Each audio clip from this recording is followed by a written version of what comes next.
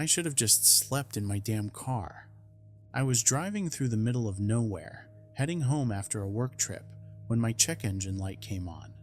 10 minutes later, my car sputtered, coughed like a dying animal, and rolled to a stop on the side of an empty highway.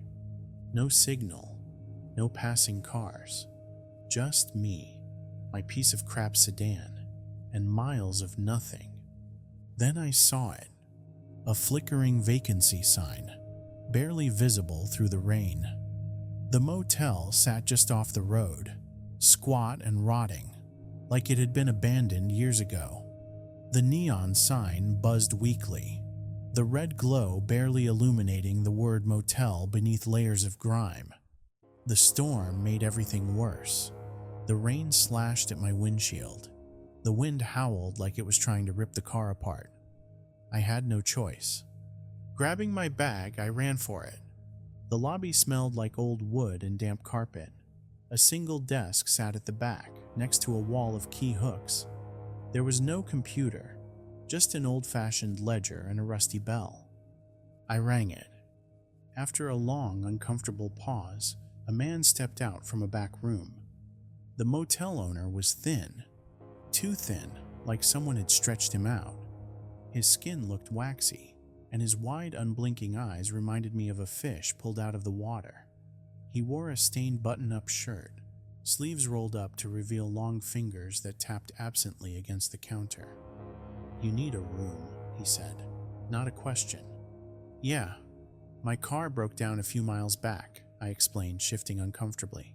"Just for the night." He stared at me for a moment too long. Then, without looking, he plucked a key from the wall.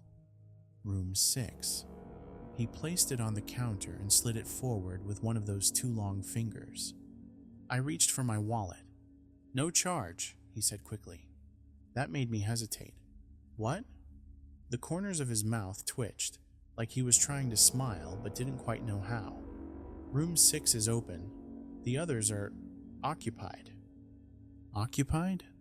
The place looked deserted, but I was exhausted, cold, and soaked to the bone. I wasn't about to argue with free shelter. Room 6 was exactly what I expected. Depressing. A single bed with a thin blanket, a wooden dresser with one broken drawer, and a bathroom that smelled like mildew. But as I closed the door behind me, something bothered me. There were 4 locks on the inside. Not normal locks either. Heavy-duty ones, deadbolts, chains, a sliding bar, like someone really didn't want the door to open. I swallowed hard and locked every single one. The storm got worse. The rain hammered against the window, the wind screaming through the trees. I turned on the tiny TV, but all I got was static. My phone was still dead. That's when I heard it, shuffling, right outside my door. At first, I thought it was the owner, maybe checking if I needed anything. But then I heard another sound, a click, like a door unlocking. Then another, click, click, click. I held my breath. For a long time, there was silence. Then, from somewhere down the hall, soft, slow footsteps, and a whisper, a voice, just outside my door. Not supposed to be here. I didn't move, didn't breathe. I just stood there, frozen, listening to the voice on the other side of the door. Not supposed to be here. The words were barely a whisper, so soft I almost convinced myself I imagined them. But the sound of footsteps, slow, shuffling, uncertain, was real. They stopped directly in front of my door. Then came the worst part. The doorknob rattled. I stumbled back, nearly tripping over my bag. My pulse pounded in my ears as I stared at the locks. The top deadbolt trembled, like something was testing it.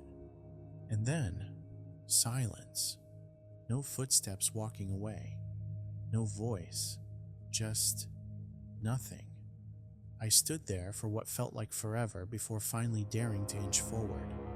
Pressing my ear to the door, I held my breath. Nothing. I had to check. I cracked the door just an inch, just enough to peek into the hallway. Empty. The hallway stretched out, dimly lit by flickering wall sconces. Faded floral wallpaper peeled at the edges, curling like dead skin. The floor creaked beneath my weight as I stepped out, my eyes darting from door to door. Each room had a number painted in red. Room 1, Room 2, Room 3, all the way to Room 12. I was in Room 6. That meant whatever had been outside my door had come from somewhere. Then I noticed something. Every single door had a lock on the outside. Thick deadbolts, chains, heavy-duty padlocks, like someone had sealed the rooms shut from the hallway. My stomach twisted. What the hell kind of motel was this? I was about to turn back when I saw movement. A shadow flickered beneath the door of Room 9. I froze. Someone was in there. I leaned in. The door had no gap at the bottom, but somehow a shadow stretched out anyway, long and thin, shifting unnaturally against the dim light. I backed away. Nope. Screw this. I spun on my heel and hurried back to Room 6, locking the door behind me as fast as my shaking hands could manage. I didn't sleep. I lay awake, stiff as a corpse, staring at the ceiling as the wind howled outside. Every time I started to drift off, I swore I heard something. Faint knocking. Not on my door, but somewhere down the hall. A slow, rhythmic tap, tap, tap, followed by a click. Another door unlocking, but no one ever stepped out. Morning came, weak sunlight leaking through the curtains. My body ached from tension, my head pounding. I needed answers. The motel owner was already behind the desk when I walked into the lobby. It was like he never slept. His eyes flicked up the moment I entered, unblinking. "Something wrong?" he asked, voice smooth and unreadable. I hesitated. What was I supposed to say? "Hey, I think someone was outside my door last night." "Oh, and why do all the other rooms have locks on the outside?" Instead, I forced a laugh.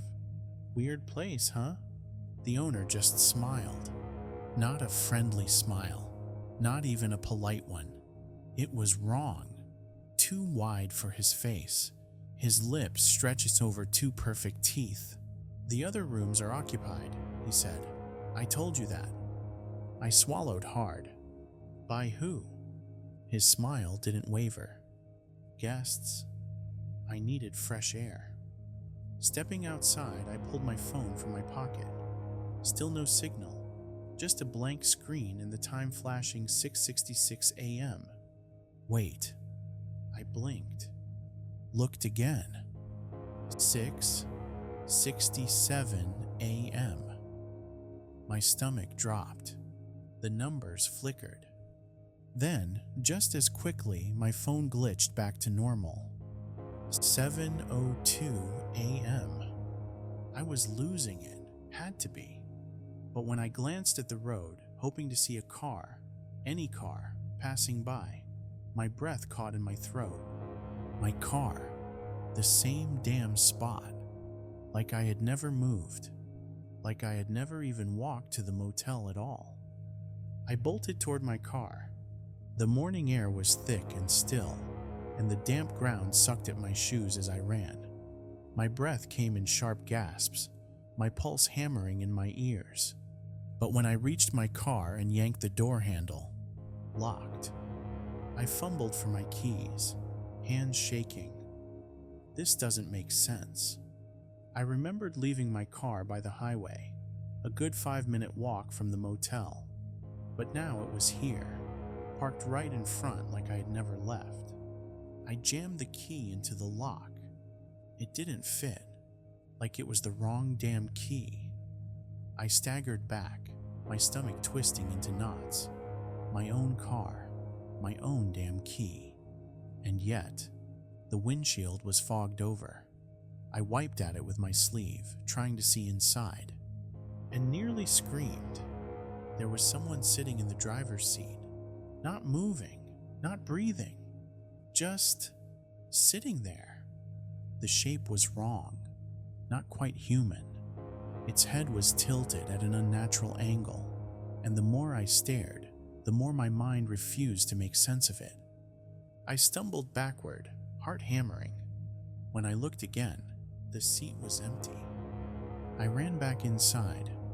The motel owner was gone, the front desk empty, the guest ledger still open, but when I leaned over to look, my name wasn't there. Actually, no names were. The pages were blank. A cold sensation crawled up my spine. I needed to get my stuff and get the hell out of here. I swung open the door to room 6 and stopped dead.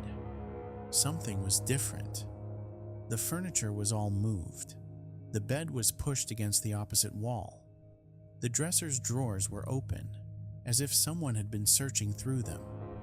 And on the nightstand, a journal. I hadn't put it there.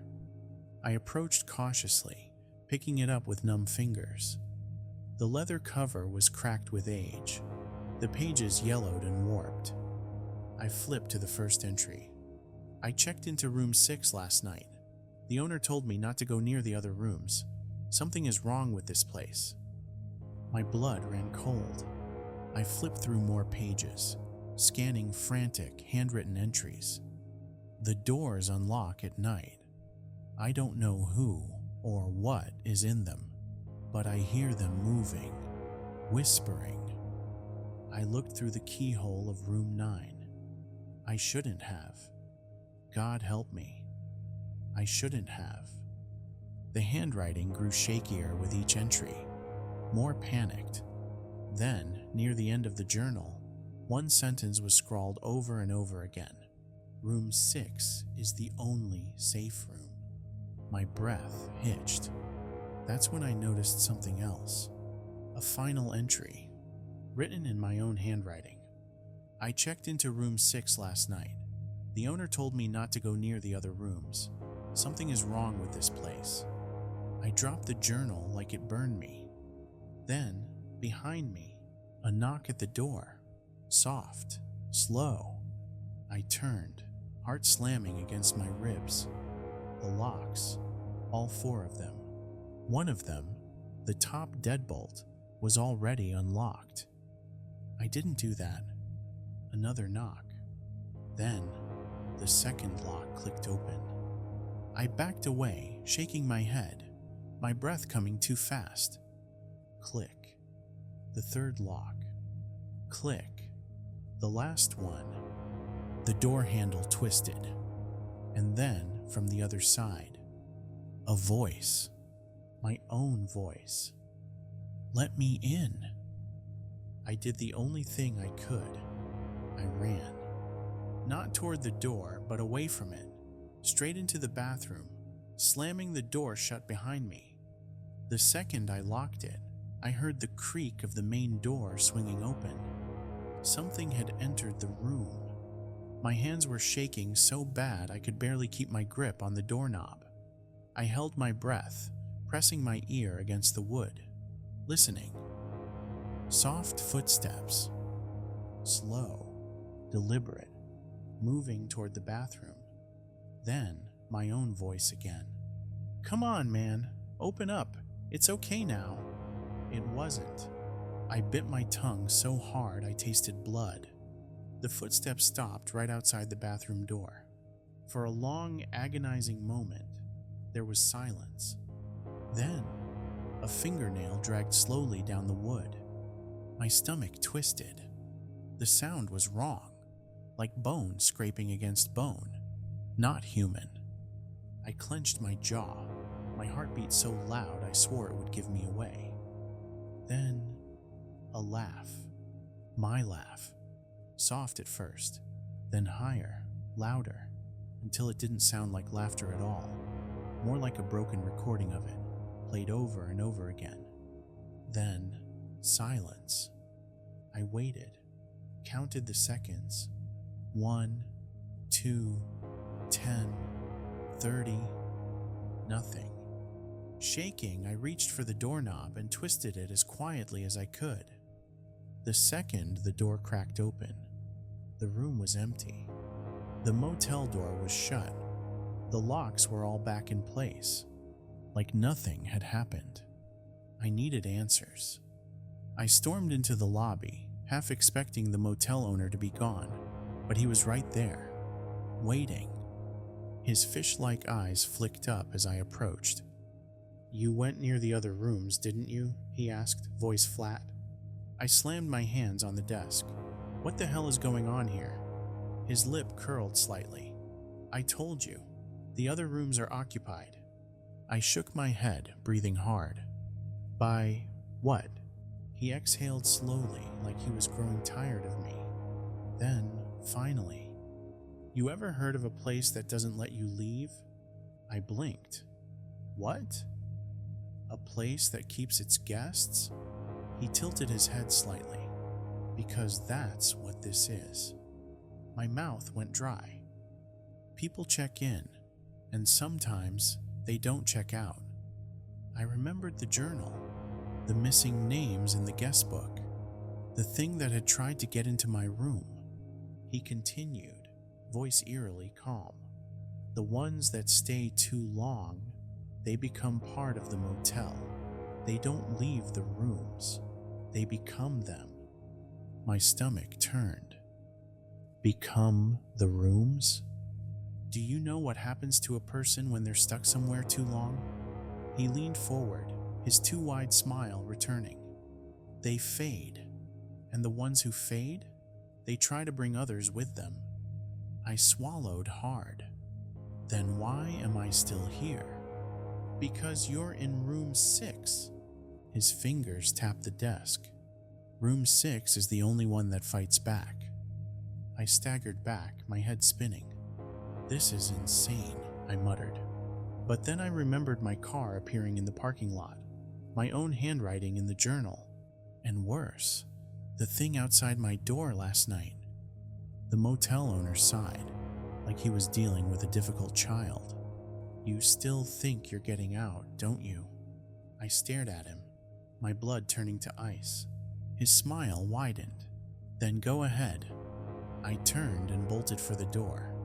I shoved it open, expecting to see the endless highway, my useless car, something. Instead, another hallway, identical to the one outside my room, the same peeling wallpaper, the same faded red numbers on the doors. Room 1, room 2, room 3, all the way to room 12. I stumbled back, heart hammering. "Like I said," the motel owner called from behind me, "this place doesn't let people leave." The walls creaked, and somewhere, down the hall, a door unlocked. Click. I ran. Didn't think, just ran. Down the endless hallway, past the peeling wallpaper and flickering sconces. My lungs burned, my breath coming in ragged gasps. But no matter how far I went, the hallway didn't end. Every time I turned a corner, it just kept looping back on itself. And the worst part? The doors were unlocking. Click. Room 3. Click. Room 5. Soft footsteps padded out into the hallway. I didn't dare look back. Something moved at the edges of my vision. Dark figures slipping from the rooms. Too tall, too thin, not shaped right. Their limbs jerked like puppets on broken strings. A voice, low, guttural, wrong, echoed behind me. "Come back." I kept running. Then I saw it. A door at the very end of the hall, different from the others. No number, no padlocks. Just an old, scratched-up wooden door, slightly open. A way out. I lunged for it, But just as I reached the threshold, something grabbed my ankle. Ice-cold fingers wrapped around me, yanking me backward. I hit the ground hard, my chin slamming against the filthy carpet. My vision blurred. The motel owner stood over me, his too wide smile stretching ear to ear. "You almost made it," he said. Then, from the shadows, they came, figures spilling from the doorways, their movements jerky, unnatural. I could see them now, hollow-eyed, mouths frozen in soundless screams, their bodies stretching and twisting, like they had been melted into the walls for years. Former guests, people who had stayed too long, people who had faded. They reached for me, their fingers dragging across my skin like static electricity, pulling me down. "No!" I gasped, struggling. The motel owner crouched beside me, his voice barely above a whisper. "There's only one way to leave this place," he murmured. He nodded toward the open door. "You need to give the motel someone else." My breath caught. I knew what he meant. I don't know how I did it, but in that moment, I made a choice. I lunged, not for the door, for him. I grabbed the motel owner by his stained collar and yanked him forward with everything I had. His eyes widened, just for a second, before the figures swarmed him. He screamed. The hallway shifted, the walls warping like melting wax. The lights flickered violently, the floor trembling beneath me. Then, everything went black. I woke up in my car, parked on the highway. The morning sun was rising, golden light spilling across the road. My car engine hummed softly, like nothing had ever happened. I looked up.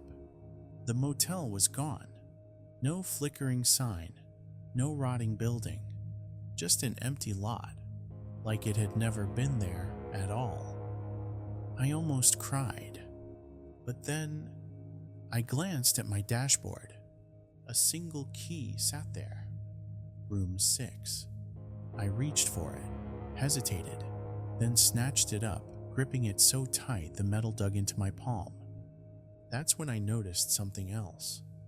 The smell. My car smelled like the motel. That old, damp carpet, the mildew, the faint metallic scent of something rotting. I gagged, shoving open the door to get fresh air, and froze. The air was thick, not with fog, not with smoke, but with something else. I turned my head. The road stretched ahead, endless and empty. My car sat in the same place it had broken down. The morning sun hadn't moved. And then I saw it. The motel. Not behind me, not in some distant reflection. Right there, in front of me. Exactly where the road should have been, like it had been waiting. The neon sign flickered. Vacancy. And below it, something new. A second sign, hastily nailed beneath the first, the paint still dripping. Welcome back. The key in my hand suddenly felt heavier, and when I looked down at my palm, my skin was fading, turning thin, paper-like, like something was trying to take me back. The motel door creaked open, waiting. And I finally understood. No one ever really checks out.